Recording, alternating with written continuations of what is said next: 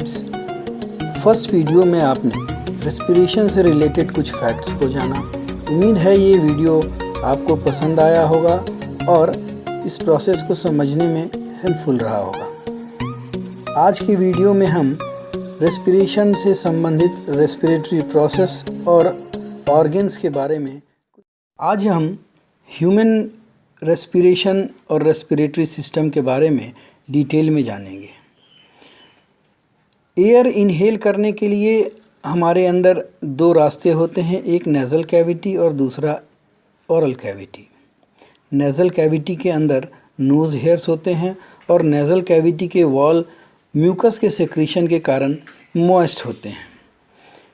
इस nose hairs और mucus के लेयर के कारण इनहेल किए गए एयर में किसी भी तरह का सस्पेंडेड पार्टिकुलेट मैटर या पॉलन ग्रेन्स आदि हो तो उसको ट्रैप कर लिया जाता है।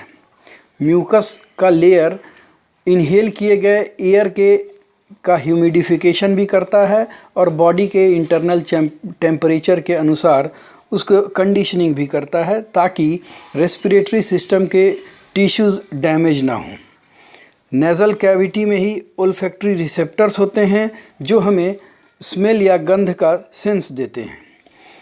ओरल कैविटी से एयर इनहेल करने में ये फ़ायदे नहीं होते हैं। नेज़ल कैविटी के अंत में और फेरिंग्स का जो पोर्शन शुरू होता है उसके प्रारंभ में ही एक लिम्फॉइड टिश्यू का फिंगर लाइक प्रोजेक्शन होता है जिसे हम टॉन्सिल कहते हैं। ये टॉन्सिल रेस्पिरेटरी सिस्टम का फर्स्ट लाइन ऑफ डिफेंस होता है और अगर कोई भी बैक्टीरिया या पैथोजन जो कि नोज़ में फ़िल्टर नहीं हुआ हो वो रेस्पिरेटरी ट्रैक्ट के तरफ अगर प्रोसीड करे तो ये इसको ट्रैप करके इसके अंदर बनने वाले WBC इनको डिस्ट्रॉय करने का काम करते हैं। यानी ये रेस्पिरेटरी ट्रैक्ट का गोलकीपर के तरह काम करता है। फेरिंग्स में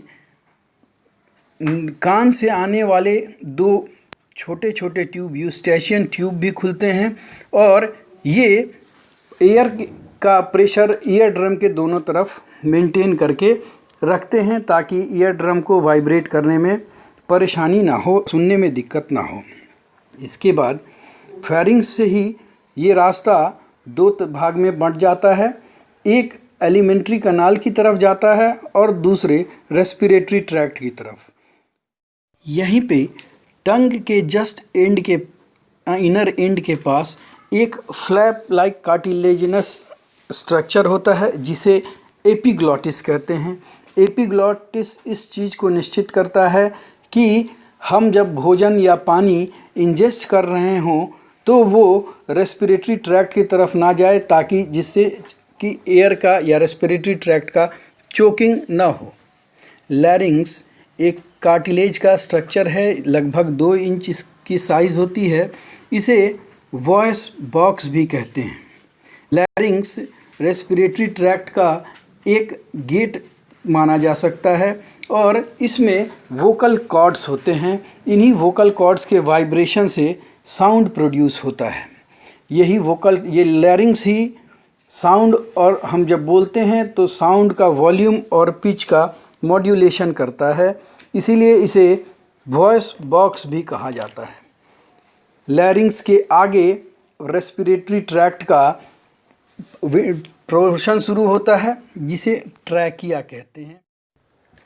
ट्रैकिया या रेस्पिरेटरी ट्रैक्ट कार्टिलेजिनस स्ट्रक्चर होता है जिसकी लंबाई लगभग 12 सेंटीमीटर्स होती है।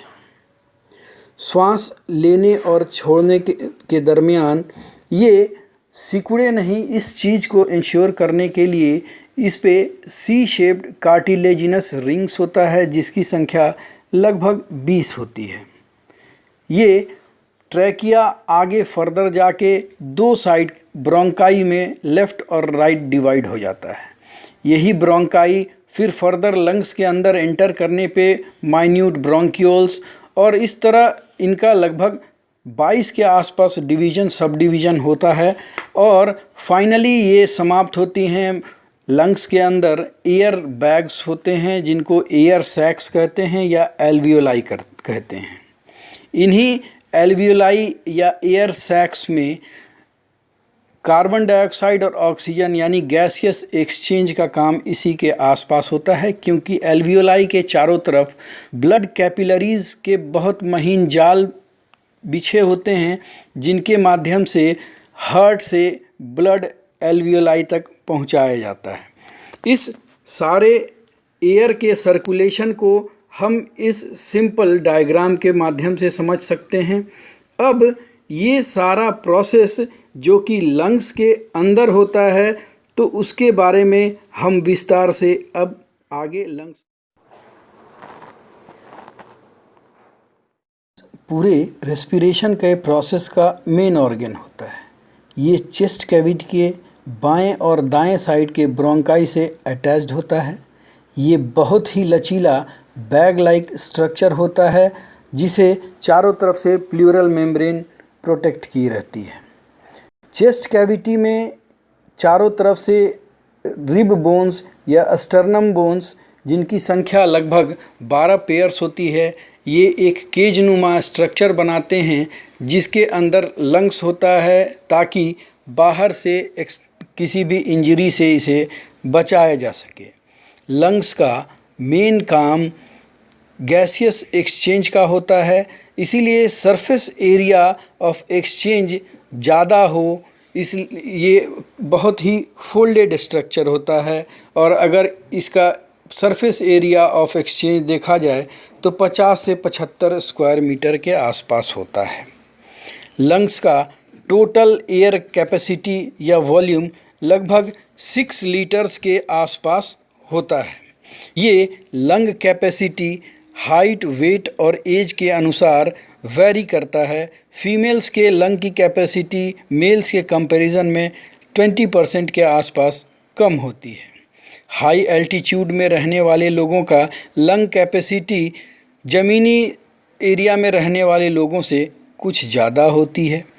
स्मोकिंग के कारण लंग का कैपेसिटी घटता है और एक्सरसाइज इसके कैपेसिटी को बढ़ाने में मदद करता है। जब हम नॉर्मली एयर इनहेल और एक्सहेल करते हैं तो लगभग ½ लीटर एयर हम इनहेल करते हैं और छोड़ते हैं। इस लंग्स में एल्वियोलाई या एयर सैक्स होते हैं, जिनकी टोटल संख्या 600 मिलियन के आसपास होती है। राइट साइड का लंग ट्राइलोब्ड होता है और लेफ्ट साइड का लंग बाइलोब्ड होता है। डायफ्राम चेस्ट कैविटी और एब्डोमिनल कैविटी को सेपरेट किए हुए रहता है। इस तरह लंग्स एक एयर टाइट चैम्बर में जिस चेस्ट कैविटी में पाया जाता है। इस चेस्ट कैविटी के अंदर का प्रेशर एटमॉस्फेरिक प्रेशर के कंपैरिजन में थोड़ा कम होता है, ताकि लंग्स को कॉन्ट्रैक्ट और एक्सपेंड करने में कोई परेशानी ना हो। जब हम एयर इनहेल करते हैं, उसके जस्ट पहले रिब्स से अटैच्ड इंटरकोस्टल मसल्स रिब को ऊपर की ओर खींचते हैं और डायफ्राम से जुड़े हुए इंटरकोस्टल मसल्स डायफ्राम को नीचे की ओर खींचते हैं, जिसके कारण चेस्ट कैविटी के अंदर का वॉल्यूम बढ़ जाता है और लंग्स पे प्रेशर कुछ कम हो जाता है, जिसके कारण बाहर से हम एयर इनहेल करते हैं। इनहेल किए हुए एयर में ऑक्सीजन की मात्रा ज़्यादा होती है। ये air nasal cavity, pharynx, लैरिंग्स, trachea और ब्रोंकाई होते हुए फाइनली एल्वियोलर सैक्स में पहुंचता है। एल्वियोलर सैक्स के चारों तरफ कैपिलरीज में के द्वारा डीऑक्सीजनेटेड ब्लड आया हुआ होता है।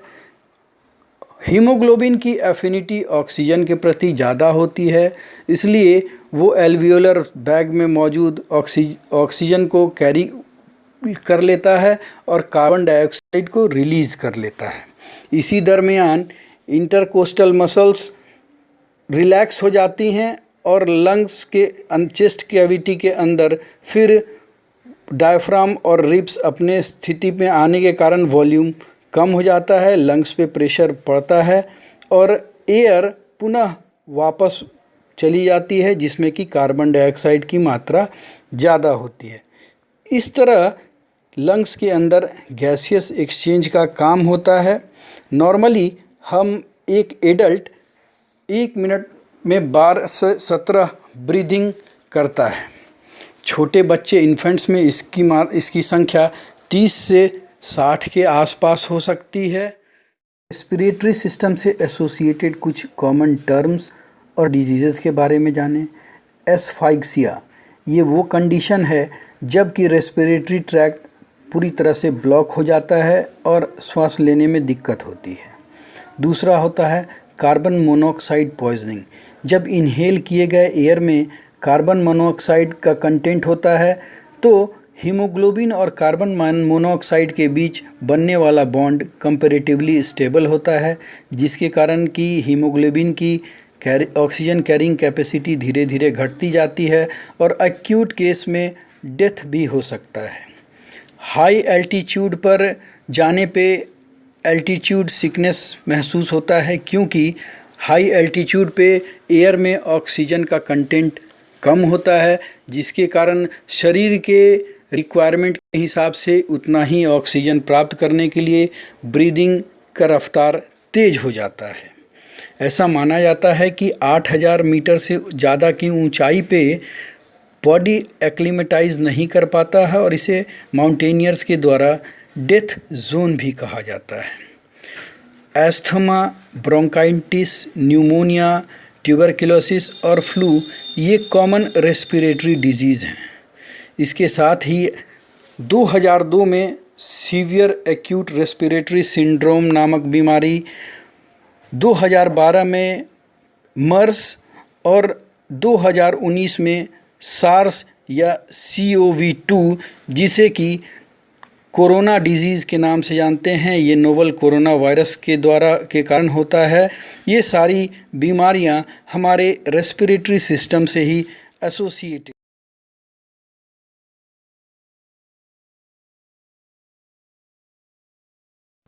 उम्मीद है ये वीडियो आपको पसंद आएगा। अगर वीडियो पसंद आए तो लाइक, सब्सक्राइब और शेयर करना ना भूलें। आगे नोटिफिकेशन पाने के लिए बेल आइकन ज़रूर प्रेस करें।